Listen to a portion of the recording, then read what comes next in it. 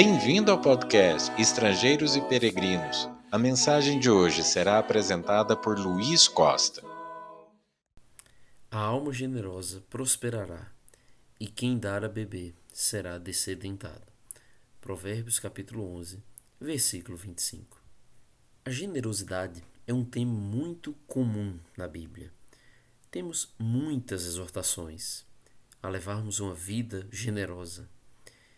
Conforme temos visto nas últimas mensagens sobre Provérbios aqui, vamos voltar hoje mais uma vez para 1 Timóteo capítulo 6 e observarmos as fortes instruções de Paulo sobre o amor ao dinheiro.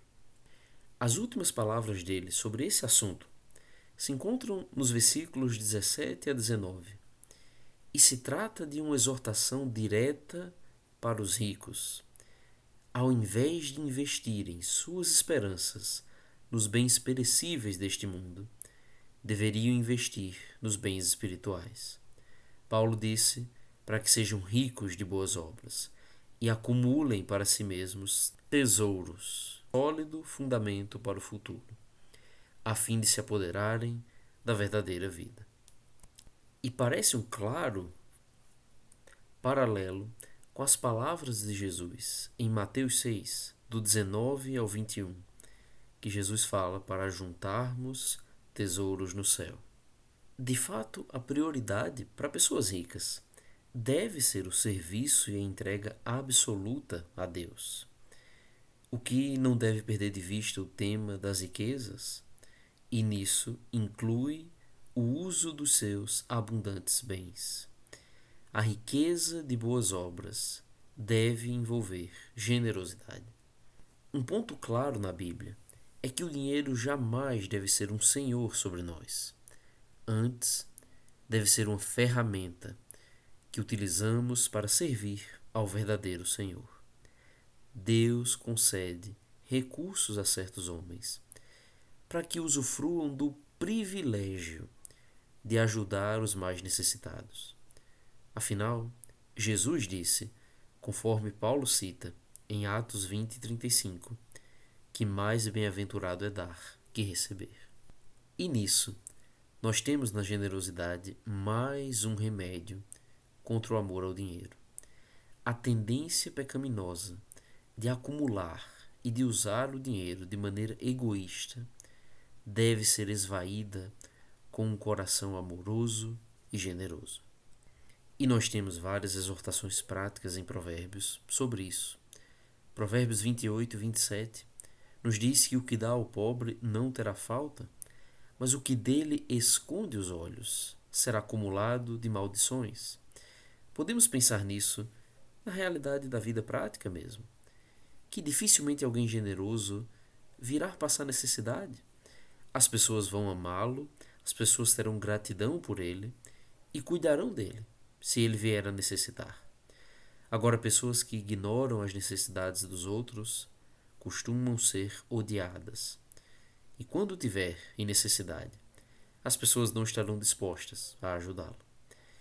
No nível mais profundo, Provérbios 19 e 17 nos diz que quem se compadece do pobre ao Senhor empresta, e este lhe paga o seu benefício.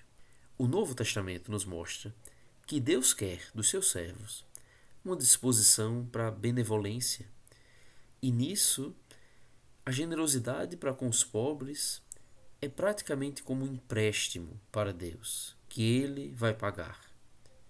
E esse provérbio inverte um pouco a expectativa. Emprestar para um pobre pode ser visto como um risco, mas se Deus é o fiador, então se torna uma certeza, uma garantia de receber uma recompensa. E mais um ponto prático. Provérbios 21:13, o que tapa o ouvido ao clamor do pobre, também clamará, e não será ouvido. Quando você não é generoso para com o desfavorecido, o mesmo te acontecerá nas horas de necessidade. E isso é especialmente verdadeiro quando pensamos no Senhor.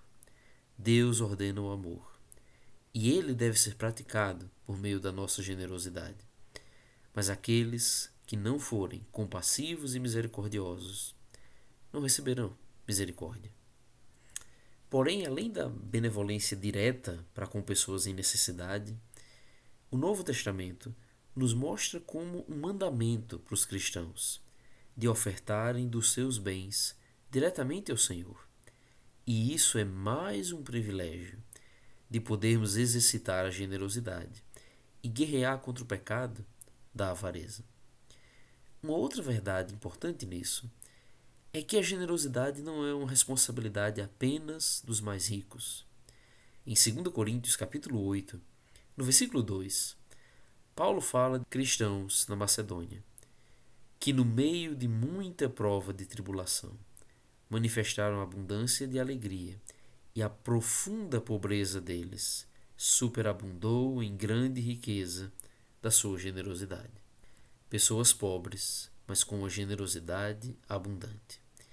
Pense no desafio que a generosidade apresenta para alguém pobre. Como repartir com os outros os teus recursos que já são tão escassos? Por mais que tenhamos simpatia com situações de menor fartura, a verdade é que a pobreza pode gerar uma atitude de uma certa mesquinharia. E Jesus exorta, falando para pessoas que poderiam viver ansiosas com o risco de não ter o que comer ou vestir, que elas deveriam olhar para o que é prioritário. E ele deu uma boa esperança. Mateus 6,33. Buscai, pois, em primeiro lugar o seu reino e a sua justiça, e todas estas coisas vos serão acrescentadas.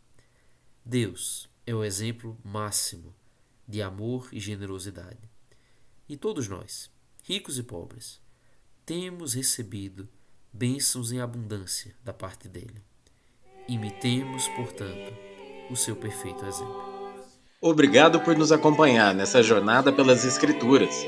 Volte amanhã para ouvir mais uma mensagem do podcast Estrangeiros e Peregrinos.